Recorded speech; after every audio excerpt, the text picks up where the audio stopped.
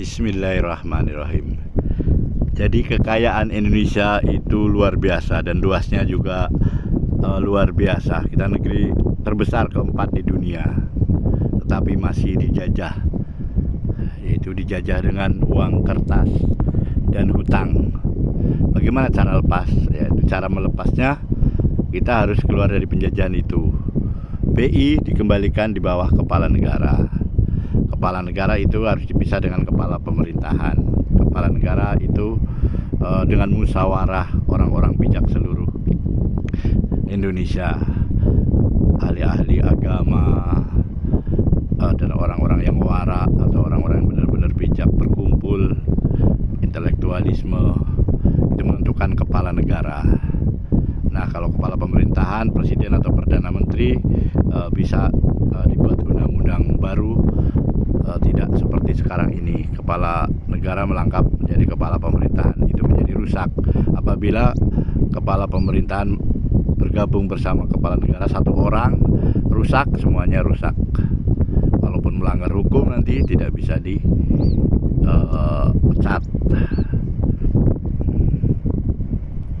Nah, bagaimana keluar dari penjajahan? Selanjutnya itu BI kembali di bawah kepala negara. Kita bisa cetak duit, tapi cetak duit supaya bagaimana supaya tidak inflasi. Kita biayai produktivitas. Kita negeri kaya, produktivitas tambang kita kelola sendiri, jangan hutang. Pengusaha-pengusaha semuanya kita biayai, jangan hutang dolar dibayar dengan dolar. Kalau negara mau hutang, negara boleh hutang kepada rakyatnya. Tapi kita dengan mencetak duit tapi menjaga inflasi. Sebagai contoh, kita ahli dalam pembikinan kapal-kapal besar dan kapal selam, misalnya PT PAL, dibiayai oleh negara semuanya, nggak usah dengan utang. Sebanyak-banyaknya, terbesar di dunia bikin kapal selam yang paling canggih. Direktur PT PAL adalah ahli bikin kapal selam paling canggih di seluruh dunia. Itu dibiayai. Nanti udah jadi barang, uang jadi barang, boleh. Kalau dijual kapal selam itu ke negara lain kan akan jadi dolar. Kita tetap menyimpan kapal-kapal selam yang tercanggih untuk pertahanan. Kapal-kapal yang lain boleh dijual jadi dolar. Nah, setelah jadi dolar itu kan uang itu kembali kepada, karena ini statusnya BUMN, kepada negara, bisa dibakar lagi atau digunakan untuk yang lain untuk sementara. Itu untuk produktivitas semua pengusaha-pengusaha kaya. Kita kerahkan pengusaha, semua yang ingin jadi pengusaha kita modali, kita didik tapi tidak asal, supaya produktivitas betul-betul dicek, supaya memberikan pendapatan kepada negara. Setelah kembali kepada negara bisa dibakar kembali. Pokoknya jangan sampai inflasi, tapi jangan sampai ngutang. Karena dunia telah mencetak uang kertas, kenapa kita tidak mencetak uang kertas? Ini sangat sederhana sebenarnya. Tapi ekonomi tetap harus diatur. Ekonomi seperti Sri Mulyani dan lain tetap harus mengatur supaya tidak inflasi. Tetapi permodalan itu jangan ngutang, itu dimodali oleh negara semuanya. Tetapi harus kembali kepada negara tanpa bunga. Kita pakai sistem syariat tanpa bunga. Nggak perlu bagi hasil kepada negara. Negara bisa mencetak duit. Diperlukan orang-orang yang bijak pemikirannya. Negeri seperti ini nih, pulau-pulau, gunung-gunung, sangat kaya sekali. Kita kaya sekarang diukur dengan uang, tetapi kenapa kita harus meminjam uang? Itu yang menjadi masalah.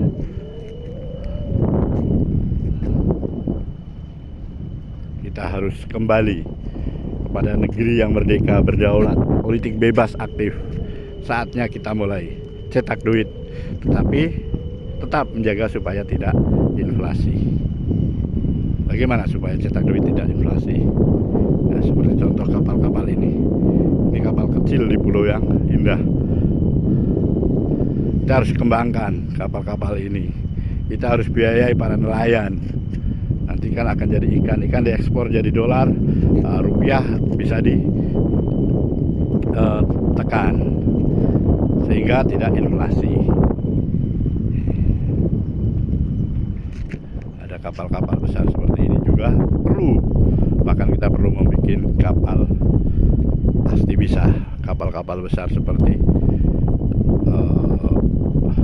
kapal-kapal perang yang besar.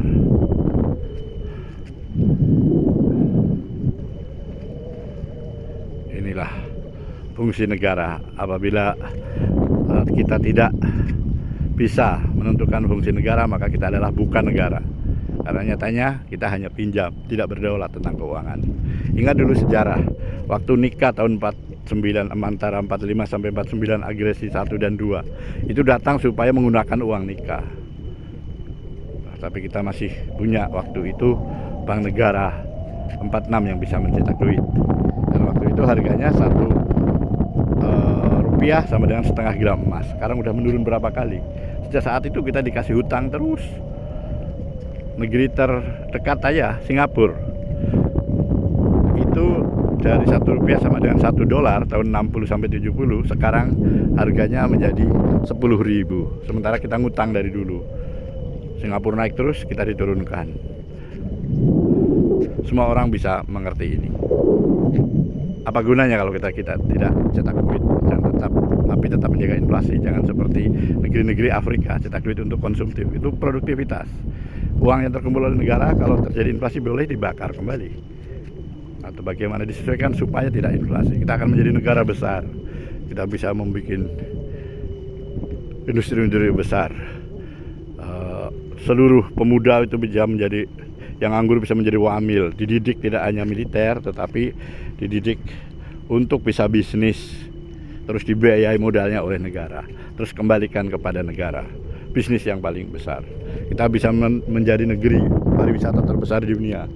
Bisa bikin IKN atau apalah artinya, menjadi yang sangat monumental dan menjadi ikon dunia, sehingga seluruh dunia bisa datang membawa dolar ke sini, sehingga rupiah juga tidak inflasi. Kita bisa beli emas seluruhnya pemerintah, emas untuk cadangan emas, untuk cadangan mencetak duit, itu juga bisa. Mulailah sekarang.